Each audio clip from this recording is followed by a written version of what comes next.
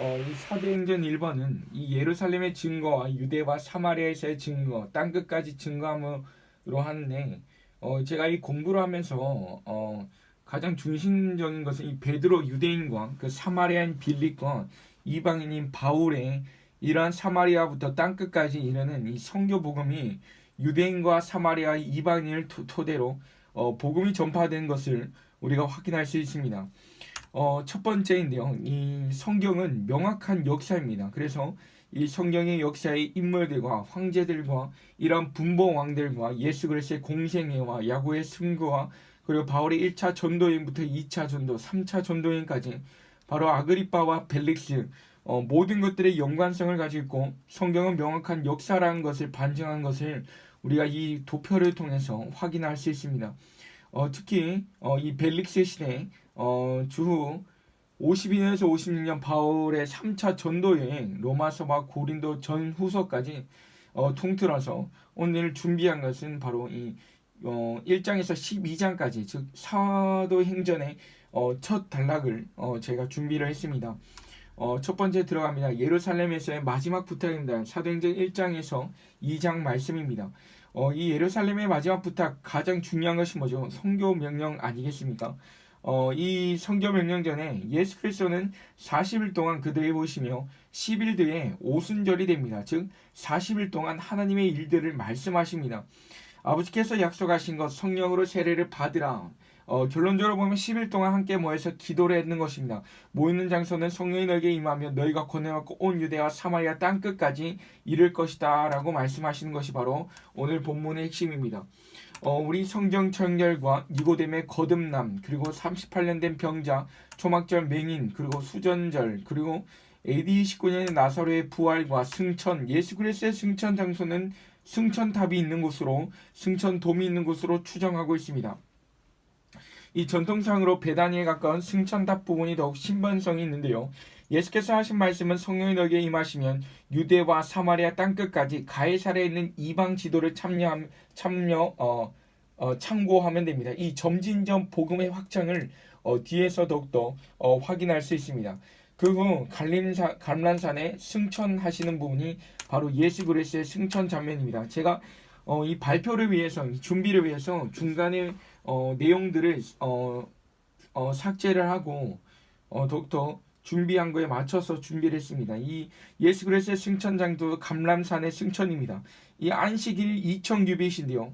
안식일은 2000규빗 안식 동안은 걸을 수 없기 때문에 2000규빗 바로 출애굽기 언약궤가의 거리를 유지했습니다. 그래서 마가의 다락방과 정확하게 2000규빗 차이가 나는 것을 우리가 함께 확인할 수 있습니다.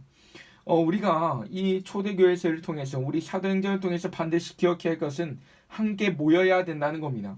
간절한 마음으로 기도하기에 힘쓰며 성령 받기에 이미 예수 그리스도를 받은 것이 아니라 성령이 아니고는 예수 그리스도를 주라고 할 수 없기 때문에 우리가 온전하신 성령의 하나님을 받으며 우리가 성령 충만함으로 나아가야 된다라는 사실입니다.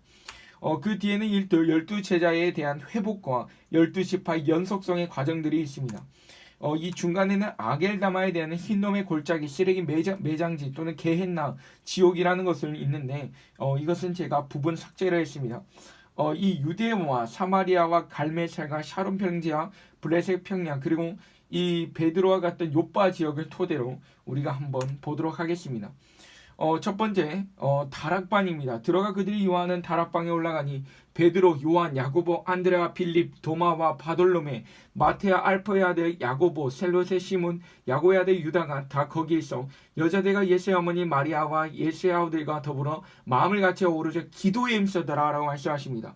우리가 반드시 기억해야 될 것은 함께 모여서 기도하는 것을 기억해야 되며 마가의 다락방 임한 성령의 역사하심은 함께 있을 때 모였다는 것을 기억해야 됩니다. 우리가 이 마가의 다락방을 통해서 또 하나 기억해야 될 것이 바로 이 바벨탑 사건과 마가의 다락방 사건에 대한 내용에 대한 이해입니다. 호련히 하늘로부터 급하고 강한 바람의 소리가 있어 그들이 앉은 온 집이 가득하며 마치 불의 여처럼 갈라진 것들이 그들에게 보여 각 사람 위에 하나씩 임하여 이르더니 그들이 다 성령의 충만을 받고 성령이 말하여 하심을 따라 다른 언어로 말하기 시작하니라. 여러분, 다른 언어대로 바뀌기 시작한 것이 바로 창세기 11장의 바벨탑과의 사건입니다. 우리가 각 사람이 난 곧 방언으로 듣게 되는 것이 어찌 됨이냐라고 말씀하십니다. 그러므로 그 이름을 바벨이라니 이는 여호와께서 거기서 온 땅의 언어를 혼잡하게 하셨음이라 라고 말씀하십니다. 여러분, 우리가 이 말씀을 통해서 기억해야 될 것은 인간은 자기를 높이면 흩어버립니다. 하나님이 인간의 영광을 취하는 사람들이 흩어버리지만 하나님께 초점을 맞추고 하나님께 모든 중심이 막혀질 때 반드시 회복의 역사가 일어난다는 사실입니다. 즉 하나님만을 영광 돌리며 예배하는 것으로 한 곳으로 모이기에 힘써야 된다라는 사실을 우리가 이 마가의 다락방, 즉 오순절 성령 강림 사건을 통해서 기억해야 합니다. 마음의 소리를 모으는 것 정말로 중요합니다. 자기의 소리를 내려고 하면 머리가 아파지고 모든 것들이 하나가 되지 못합니다. 성부 하나님의 가장 상징 것인 것이 바로 성전에 있는 돌판입니다. 우리가 이러한 복음을 통해서 복음의 징검다리도 우리가 확인할 수 있는데요. 이 부르기아 밤빌리아 애국가 및 구레네아 가까운 리비아 여러 지방의 사람들도 로마로부터 온 나그네 곧 유대인과 유대에게 있는 모든 사람과 그레인과 아라비아인들이라 이 모든 복음의 징검다리가 하나님께서 명확하게 아주 완벽하게 만들어 놓으신 것을 우리가 확인할 수 있습니다. 여기 동그라미 치시는 메데아 바데와 그리고 메소포타미아 엘렌과 그리고 유대와 그리고 갑바도니아와 그리고 본도와 아시아 그리고 부르기아 이 모든 밤빌리아까지 그리고 애국까지 구레네까지 이 모든 것들이 하나님께서 복음의 징검다리를 사용하셔서 이 모든 나라가 이 하나님의 나라로 변화시켜지는 것을 우리가 확인할 수 있습니다. 그리고 이 우리가 또 하나 찾아볼 것이 바로 아프면서 크는 교회입니다. 이 2장부터 7장까지인데 이 성전 미문에 있는 것이 나타납니다. 제9시 기도 시간에 베드로와 요한이 성전에 올라갈 때 나면서 못 걷게 된 이를 사람들이 메고 오니 이는 성전에 들어간 사람들이 구걸하기 위해 날마다 미문이란 성전 문에 두는지라. 이 베드로는요 이 안전뱅이를 일으킬 때 어떻게 일으킵니까? 바로 나사렛 예수 그리스도의 이름으로 일어나 걸으라. 은과 금은 내게 없으나 내게 있는 것을 주리니 다윗가 말한 것과 같습니다. 우리 사무엘상 17장에 보면 사무엘하 17장인가요? 그 보면 칼과 창과 단창은 내게 없으며 나는 만군의 여호와 이름 그 이름으로 내가 모욕하는 내 하나님 이름으로 하나님 나아간다라는 본문이 있습니다. 즉 이 베드로도 다윗과 같이 칼과 창과 단창 없고 내게 은과 금 없지만 내가 너희가 회복할 수 있는 예수 그리스도의 이름을 너희한테 주겠다라고 말씀하십니다. 생명 대신 예수 그리스도의 이름이 그 성전의 미문의 안진뱅이에게 최고의 복된 소식이 되었고 선물이 되었다라는 것입니다. 즉 우리가 다시 예배하기 위함을 회복해야 되는 것이고 우리가 예배하기 위한 마음을 회복할 때에 우리가 진짜 인간으로서의 창조의 목적이 실현되는 것을 우리가 기억해야 합니다. 즉 이 베드로의 사역을 통해서는 성령 충만함으로 예수 그리스도를 전파하는 베드로와 같은 사람이 되어야 합니다. 사실 이 평안할 때에 외적인 것과 내적인 것들이 나오게 되는데요. 이 특히 솔로몬의 행각 가운데서 이러한 베드로에게 심판을 나타날 때 이 베드로는 명확하게 이야기합니다. 베드로와 요한이 대답하여 이르되 하나님 앞에서 너희의 말을 듣는 것이 하나님 말씀을 듣는 것보다 옳은가 판단하나 우리는 보고 들은 것을 말하지 아니할 수 없다라고 말하며 자신의 사도성을 얘기합니다. 하나님과 신적과 인성을 경험했던 이 베드로와 요한의 경험을 통해서 솔로몬의 행각 가운데 예수 그리스도의 부활되심을 명확하게 증거하는 것을 우리가 확인할 수 있습니다. 우리가 다음으로는 아간과 사울과 아나니아입니다. 이 안쪽으로는 아나니아 사피라가 이러한 헌금을 떼먹는 것을 우리가 확인할 수 있는데요. 우리 사도행전 5장 1절입니다. 아나니아라는 사람이 그의 아내 삽비라와 더불어 소유를 팔아 그 값에서 얼마나 감춤해 그 아내도 알더라. 얼마만 가져간 것이 아니라 사도들의 발 앞에 두니 베드로가 이르되 아나니아 어찌하여 사탄이 내 마음에 가득하여 내가 성령을 속여 땅값 얼마를 감추었느냐라고 얘기합니다. 여러분 아간은 처음부터 여러 거에 시작할 때 모든 것을 훔쳐버립니다. 사울은 아멜렉을 죽이려고 할 때 순종하지 않았습니다. 여러분들 먼저 시작할 때 잘못 깨어지면 모든 것이 무너집니다. 여러분들 성 어거스틴이 모든 것들의 출발점이 좋아요, 끝이 같다라는 말이 신궁론에서 나옵니다. 즉 이 초대교회도 처음에 속이는 것이 만연해지면 그 이후에도 반드시 무너지는 것을 우리가 말씀을 통해서 확인할 수 있습니다. 이 베드로가 우리 하나님께서 명확하게 첫 시작을 하시는 것을 우리가 확인할 수 있습니다. 그리고 외적인 박해입니다. 이 베드로와 사도들을 감옥에 넣었습니다. 그래서 천사를 꺼내줍니다. 이 내적인 차별과 헬라파와 유대파, 그리고 문제는 12사들은 히브리파입니다. 이런 내적인 차별이 생기게 되고 하나님께서는 이방인들을 들어서시는 것을 우리가 확인할 수 있습니다. 우리가 이 이방인들을 쓰는 것이 발로 나온 것이 바로 헬라인들입니다.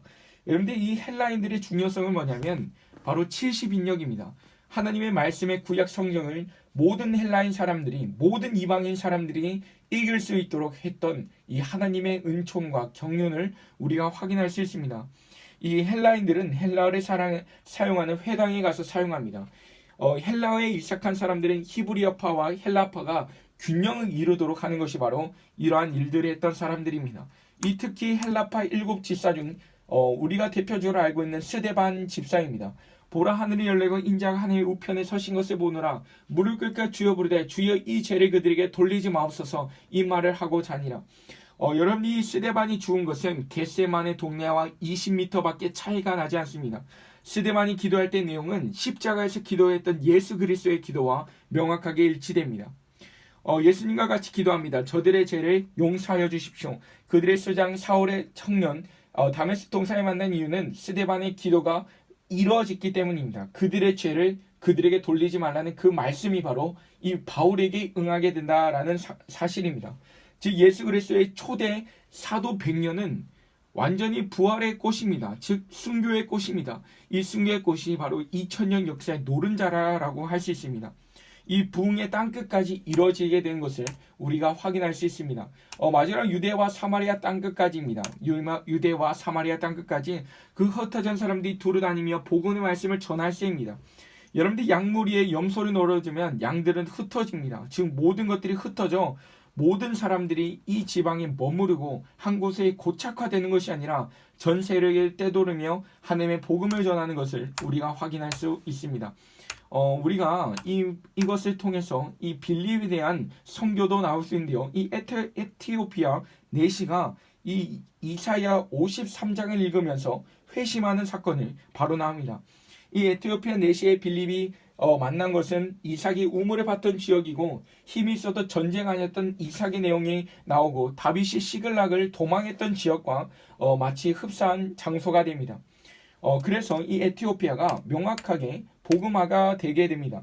이 복음화가 되게 되고 이방인 전도를 위해 베드로를 부르는 장면도 하나님께서 나타나게 됩니다. 그리고 이 샤론 평야와 가이사란의 경계가 바로 아벡이라고 얘기합니다. 이 아벡은 안티파테르 헤롯의 아버지의 이름을 따서 아벡의 이름을 바꿔 안티바드로라고 바뀌게 됩니다. 그리고 이 베드로는 바로 요바로 내려오게 되는 것을 확인할 수 있습니다. 그리고 이 베드로는 이 복음의 시작이지만 모든 것들을 부황하고 성장시킨 것은 바로 바울입니다. 여러분들 이 바울은요, 이 바울의 등장은 아라바 지하에서 하나의 전도지 중에 하나입니다. 돌아와서 광주를 타게 되고 회심을 하게 됩니다. 사울아 사울아 내가 나를 왜 박해하느냐 하며 3년 뒤에 바로 예루살렘에 가서 광주를 타고 올라가게 되고 사도의 만남, 즉 바나바의 만남을 만나게 됩니다. 아시아 사람들이 모이는 회당에서 복음을 전하게 되고 다소행으로 가게 됩니다. 그래서 1차, 2차, 3차 전도 여행을 하는 바울의 부흥을 우리가 확인할 수 있습니다. 아까 설명했던 내용입니다. 그리고 우리 욥바를 마지막으로 한번 찾아보겠습니다. 이 욥바는 다비다라는 여제자가 있으니 그 이름을 번역하면 도르가라고 합니다. 여러분 이 베드로가 욥바에 내려갔다는 것 자체가 이방인들에 대해서 완벽하게 마음문이 열린 것을 우리가 확인할 수 있습니다.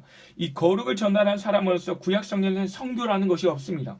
선교하거나 전도하는 개념이 없었는데 우리 선교학에 보면 요나가 욥바에서 선교하는 것을 볼 수 있습니다.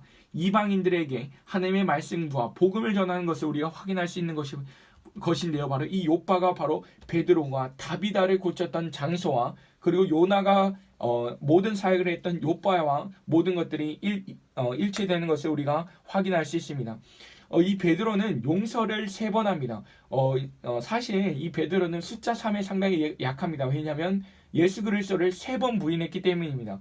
그래서 하나님께서 이 이방인들과 식사할 때에 이 이방인들의 환상을 보게 됩니다. 이 또 이르되 베드로가 일어나 잡아먹으라 합니다. 이 부정한 것들, 되새김질하지 못하는 이 부정한 것들, 낙사토대, 토끼, 사반 이런 것들을 먹지 못하는데 베드로 이르되 주여 그럴 수 없나이다. 속되고 깨끗하지 않은 것을 내가 결코 먹지 못하나이다. 또 두 번째 소리가 있을 때 하나님께서 깨끗한 것을 내가 속되다 하지 말라 합니다.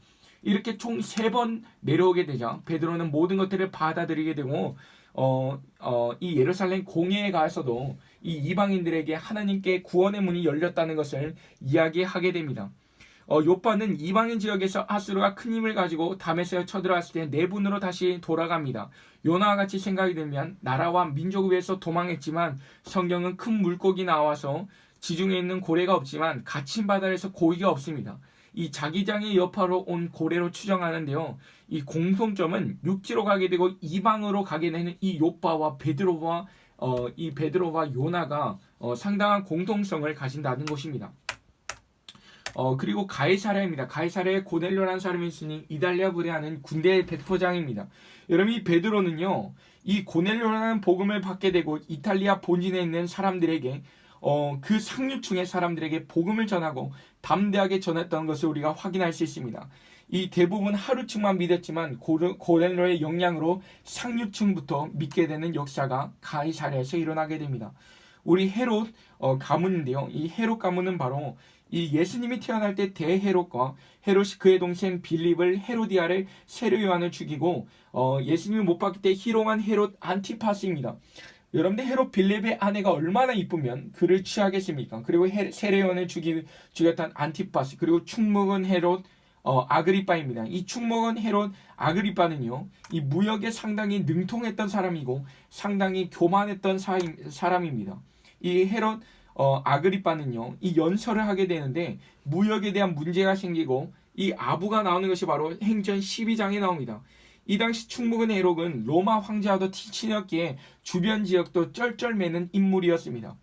결국 요세푸스에 더 자세하게 나오는데요. 이 햇빛이 동쪽에서 오전에 비치게 되는데 자신이 입었던 은갑으로 갑옷을 입었었는데 그 은이 비치게 되자 마치 그 사람이 신과 같은 목소리가 되었고 그 목소리가 신의 목소리가 들렸다 하려고 합니다. 그래서 그는 모든 영광을 하나님께 돌리는 것이 아니라 모든 세상 권세와 모든 것들을 자신한테 돌리는 것을 통해서 모든 것들이 죽게 되고 죽먹어서 영광을 통해서 그가 죽게 되는 것을 보게 됩니다.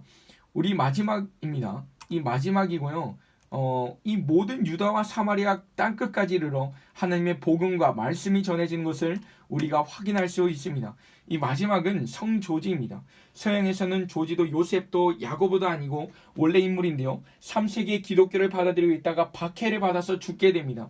그는 천부장인데요. 천부장이 예수님을 믿다가 죽게 됩니다. 죽고 나서 콘스탄틴이 공인하고 어머니가 이곳에 와서 교회를 지어줍니다. 콘스탄틴의 어머니가 상당한 기독교 신자이죠. 바로 유르타에서 교회를 지어줍니다. 성인을 추대하며 성조지라고 부르게 됩니다. 이러한 초대교회사에 사도 바울과 그리고 스데반과 이 헬라 집사들 그리고 모든 이 빌립과 베드로 모든 사도들의 이러한 열정과 복음이 이러한 성조지가 순교를 할 만큼 이러한 복음이 강렬하게 전달된 것을 우리가 사도행전을 통해서 우리가 확인할 수 있습니다.